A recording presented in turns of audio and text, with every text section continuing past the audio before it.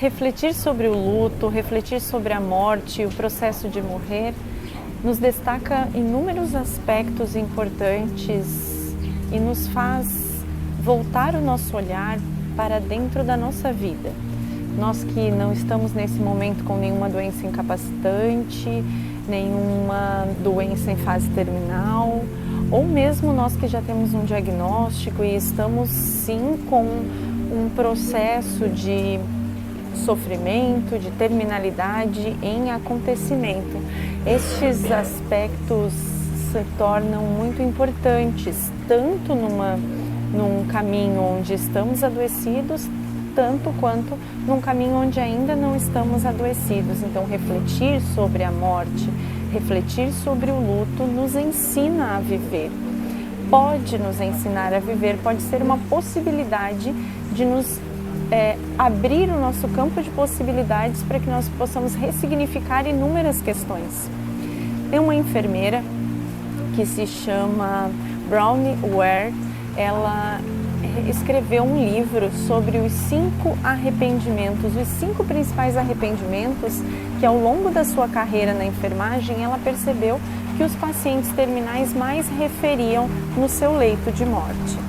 O primeiro deles era que eu gostaria de ter priorizado mais as minhas escolhas ao invés de ter feito escolhas pensando em agradar os outros. Essa é uma das questões importantes que pode nos auxiliar nesse caminho. Escolher é sempre a nossa possibilidade. Como o filósofo Sartre vai dizer, somos condenados sempre a ser livres.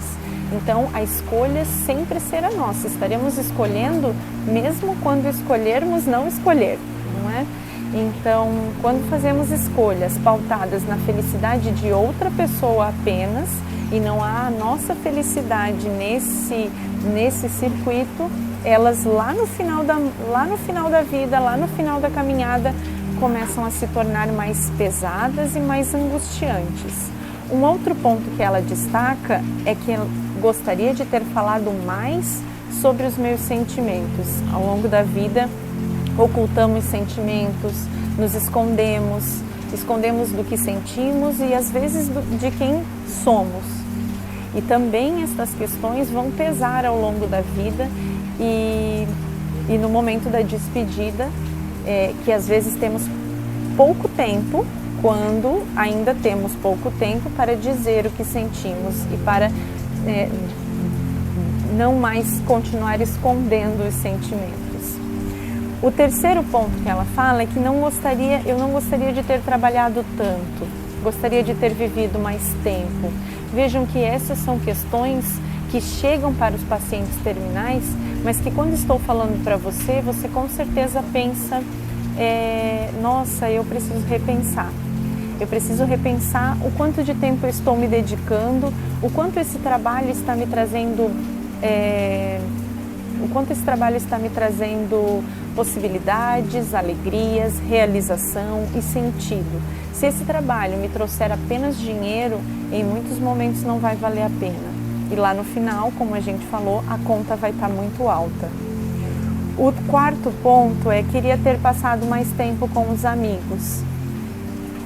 Os amigos são a família que nós escolhemos. E sim, é muito importante cultivarmos este perfil, é muito importante trocarmos esta experiência. São encontros que a gente vivencia na vida. E esses encontros, eles têm um valor inestimável, principalmente nos momentos em que a dor pesa, nos momentos em que a solidão dói, em que as perdas chegam e a gente precisa lidar com estas questões. E o último deles, ela coloca que eu deveria ter feito de mim uma pessoa mais feliz. Essa é uma tarefa, essa é uma intenção que todos nós temos. E às vezes, quando nós negamos a morte, quando negamos a nossa finitude, a finitude da nossa existência, perdemos a possibilidade de pensar nestes pontos como uma tarefa diária ou como uma possibilidade diária. Então, sim, a morte nos ensina a viver. E são estas reflexões e muitas outras que estamos propondo junto a vocês, junto às equipes em que estamos trabalhando. Eu começo a reflexão de hoje com uma parábola do judaísmo que vai nos contar uma história pequena, simples, mas muito significativa. Havia um mestre e o seu discípulo. Um mestre já numa idade avançada, adoece, e um dos seus discípulos, o mais fiel de todos, permanece com ele nos últimos momentos. E aí o discípulo começa a perceber que o mestre está inquieto, angustiado, e pergunta: mestre, por que você está angustiado? E o mestre dá uma resposta muito clara para ele: eu estou angustiado e com medo do tribunal celeste.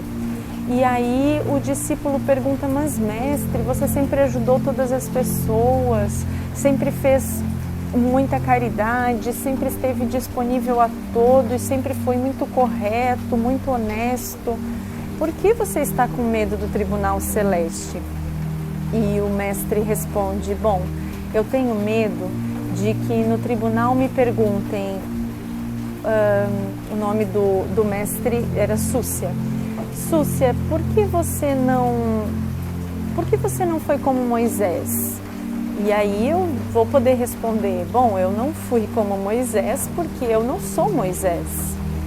Mas o meu grande medo, o grande pavor que me estremece por dentro, é se o tribunal me perguntar: Súcia, por que não foste Súcia?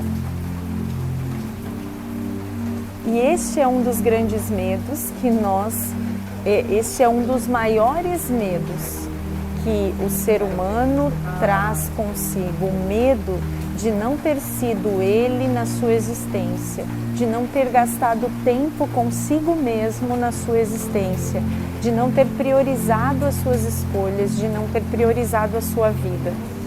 Então, todas essas reflexões que temos vivido, todas as pessoas com quem temos dividido as reflexões sobre a morte, sobre o luto, sobre a perda, nós temos percebido que para que possamos elaborar a perda, para que possamos encarar a morte como uma possibilidade na vida, como um fato normal, um acontecimento da vida, é preciso que nós tenhamos priorizado a nossa vida, priorizado as nossas escolhas, dado prioridade a quem somos. A partir daí, a morte, os processos de dor, os processos de terminalidade serão possíveis. Em nenhum momento sem dor, sem angústia, mas eles serão possíveis.